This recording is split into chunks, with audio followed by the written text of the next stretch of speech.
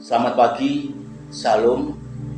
Kita bertemu di dalam renungan pagi Embun Surgawi keluarga IBJ. Pagi hari ini saya ingin menyampaikan kekuatan iman atas tokoh dalam Injil yang dicatat oleh Yohanes maupun Lukas, yaitu tentang Yohanes Pembaptis. Mungkin melalui tokoh inilah di tahun 2023, di mana seminggu lagi kita akan mengakhiri bulan Januari, di mana analisa para politikus, ahli ekonomi membuat kecil hati bagi manusia dunia.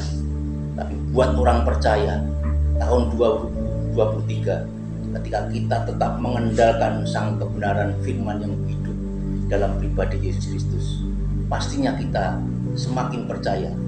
Oleh karena itu, tema yang saya ambil pagi hari ini, nyatakanlah Yesus hidup di dalam kehidupan kita. Seperti Yohanes Pembaptis, ketika sudah besar, dia menyatakan di dalam Yohanes 1 ayat 34 dan 36, dan aku telah melihatnya dan memberi kesaksian, ia inilah anak Allah. Ayat 36-nya, dan ketika ia melihat Yesus lewat, ia berkata, lihatlah anak domba Allah. Siapa Yohanes Pembaptis? Lukas mencatat bahwa dari keturunan Imam Lewi, yaitu Imam Zakaria dan Elisabet, di mana dalam usia yang tua mereka menanti-nanti keturunan. Bagi bangsa Israel, keturunan merupakan bukti kewibawaan, bukti kebanggaan. Tapi ketika Imam Lewi menjalankan tugasnya dengan setia, apa yang menjadi doanya, malaikat Tuhan memberikan kabar bahwa Elisabet istrinya akan mengandung. Dan apa yang akan diberikan tanggung jawab atas kandungan yang dipercayakan dari Tuhan, yaitu untuk menceritakan bahwa nanti ketika Yohanes Pembaptis besar, dia harus menggenapi nubuatan Yesaya, menceritakan untuk bangsa Israel harus bertobat. Kerajaan Allah sudah datang, dan itu dibuktikan ketika pertemuan pertama kali di antara Elisabet dan Bunda Maria. Ketika kandungan Elisabet memberikan reaksi dan dia bersyukur dengan mengatakan, siapakah aku ini sampai ibu Tuhanku datang mengunjungi aku? Sebab sesungguhnya ketika salammu sampai kepada telingaku, anakku yang di dalam rahimku melunjak kegirangan. Dan berbahagialah ia yang telah percaya, sebab apa yang dikatakan kepadanya dari Tuhan akan terlaksana.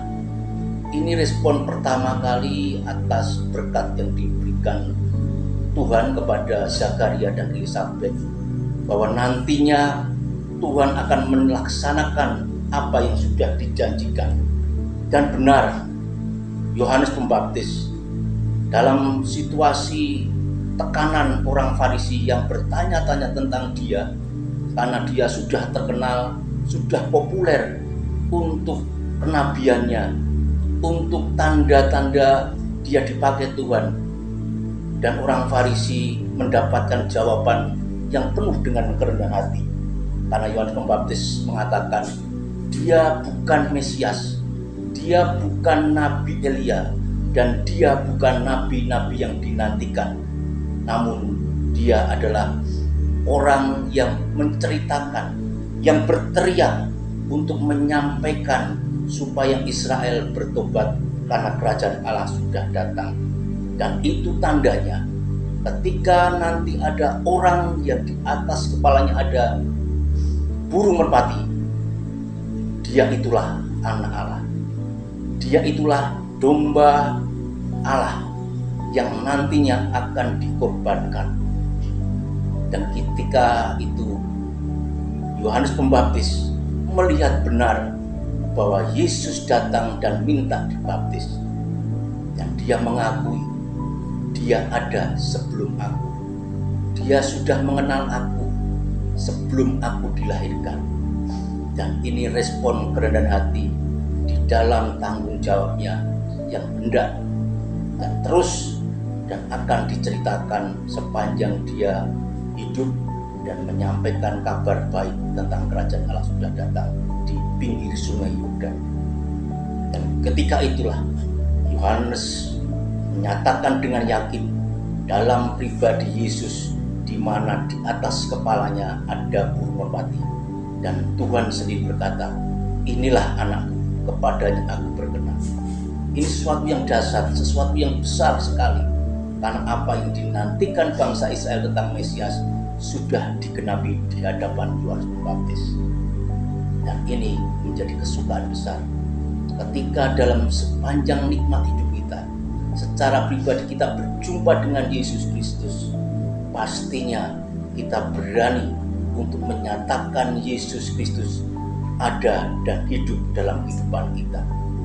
Mungkin ketika kita dulu bukan apa-apa, dipinggirkan, diabaikan, tapi ketika kita sudah menjadi kepunyaannya, diangkat, dipermuliakan, dan dianggap berharga, itulah anugerah terbesar. Dan selayaknya kita memberanikan diri untuk bercerita, untuk menyatakan Yesus Kristus adalah anak Allah, anak domba Allah yang sudah dikorbankan di kayu salib menjadi juru selamat bagi orang percaya. Tuhan memberkati. Tahun ini merupakan bukti menjadi tahun kemenangan bagi orang-orang percaya. Haleluya. Amin.